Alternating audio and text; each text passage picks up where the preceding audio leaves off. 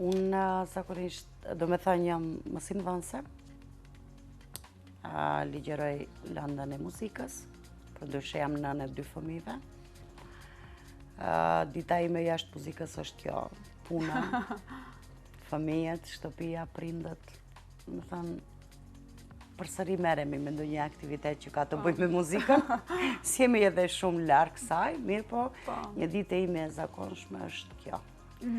Me fëmijët. Me fëmijët, do me thënë kujdesin dhe atyre, shkolla, andej, këndej, detyrat, lektyrat, testet. Ato gjërat normale. Gjërat normale, një ditë si çdo njeri, do me thënë rutine përditshme, si çdo njeri thjesht, si çdo njeri, edhe unë jam ashtu.